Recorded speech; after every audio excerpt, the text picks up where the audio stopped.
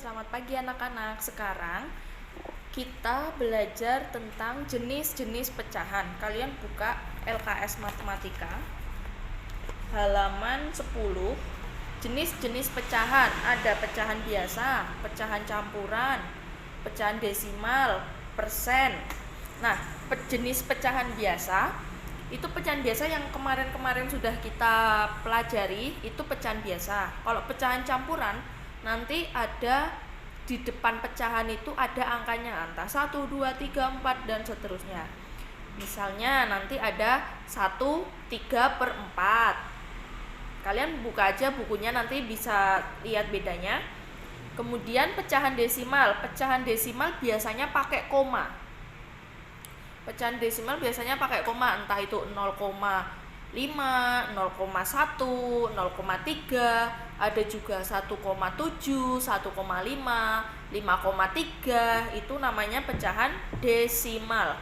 Kalau persen, ada tanda persennya.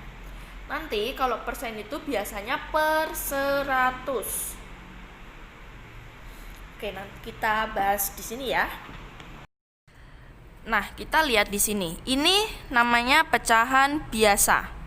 Pecahan biasa seperti yang kita pelajari kemarin-kemarin, ada contohnya 1/2, ada 3/5, itu namanya pecahan biasa.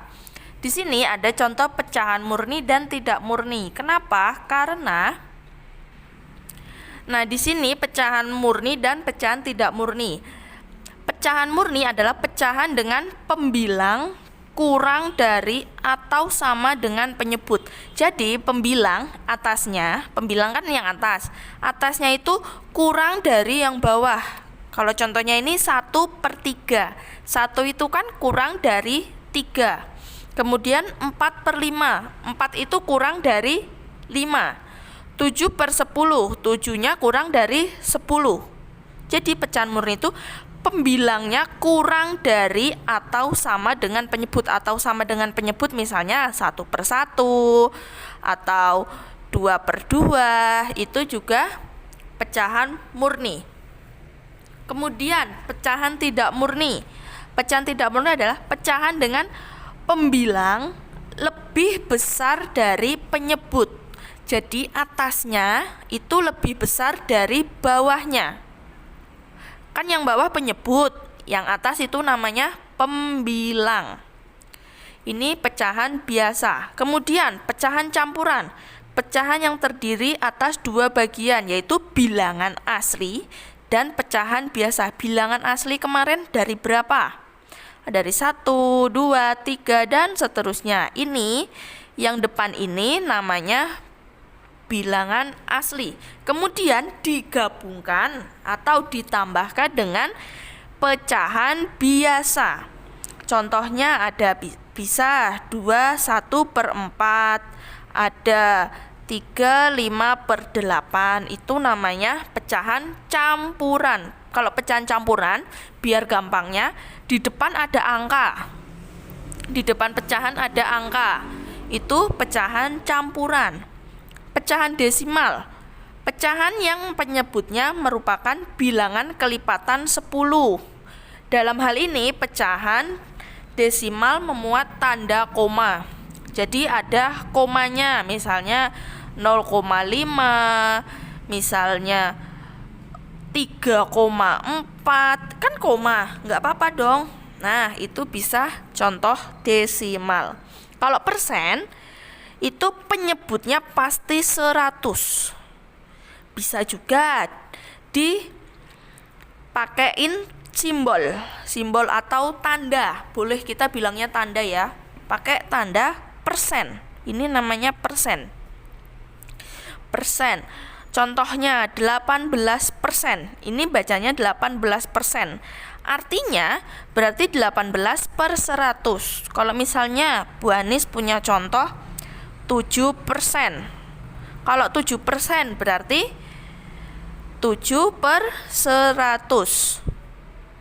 Kalau nulis sama dengan untuk pecahan dibiasakan tandanya itu di tengah-tengah sama dengan. Kelihatan nggak? Gini. Jadi tanda pernya itu di tengah-tengah sama dengan, biar nggak keliru.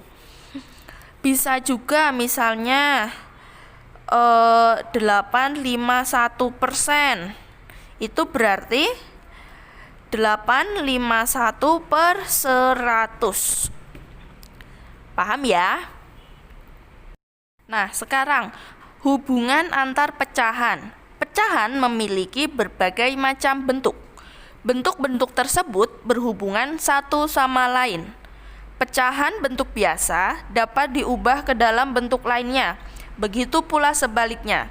Berikut akan dipelajari cara mengubah bentuk suatu pecahan ke bentuk pecahan lainnya. Yang pertama, pecahan biasa. Pecahan biasa ini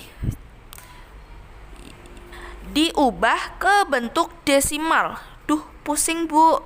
Pecahan biasa dijadikan koma-koma. Nah, sekarang kita belajar.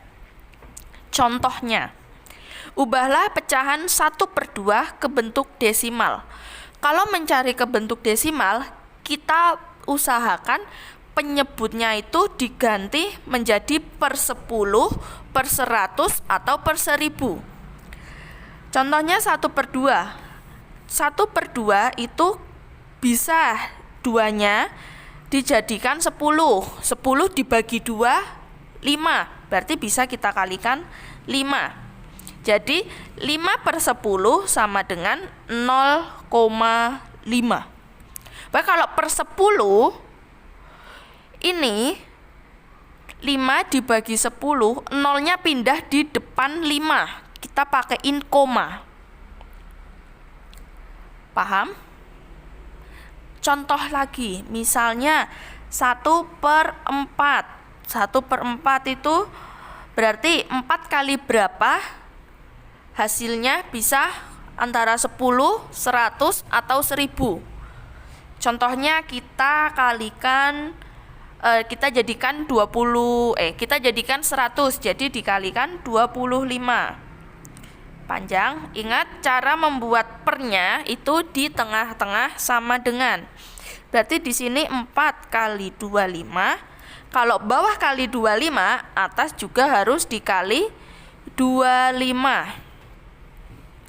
Sama dengan, kita kan jadikan per 100. 1 kali 25 berapa? 25. Ya toh? Nah, 25 dibagi 100 sama dengan, kita kasih 0. Ini dicoret, nolnya pindah sini, koma. 25 dibagi 10. Tetap, berarti 0,25. Paham? Nah, kemudian kalau udah dijadikan per 100, boleh juga pakai porogapit. Nah, ini ada porogapit. Kalian di kelas 3 mungkin sudah pernah belajar tentang pembagian dengan cara porogapit. Contohnya tadi ini 1/2. 1 dibagi 2 kan gak bisa, berarti pinjam 0. Gini aja, 1 dibagi 2. Kelihatan gak? 1 dibagi 2. 1 dibagi 2 itu kan gak bisa, jadi dia pinjam 0. Pinjam 0 berarti atas dikasih 0, kalau dia pinjam 0, atas dikasih 0, awalannya aja. Kemudian 10 dibagi 2 bisa enggak? Bisa. 10 dibagi 2 sama dengan 5. 5 dibagi 2 sama dengan 10. Tinggal dikurangi, hasilnya 0. Gampang. Kemudian kita pakai yang contoh kedua tadi, itu ada 1/4. Di porogapit 1 dibagi 4. 1 dibagi 4 nggak bisa, pinjam 0. Pinjam 0. Jadi 10 dibagi 4 itu 2. 2 dikali 4. Nah, 2. Kemudian kita pinjam 0. 0 di atasnya nggak usah pakai koma. Jadi 20 dibagi 4 itu 5. Jadi 5 kali 4 sama dengan 20. Hasilnya habis, nggak ada sisa. Berarti 1/4 itu hasilnya 0,25. Gampang nggih?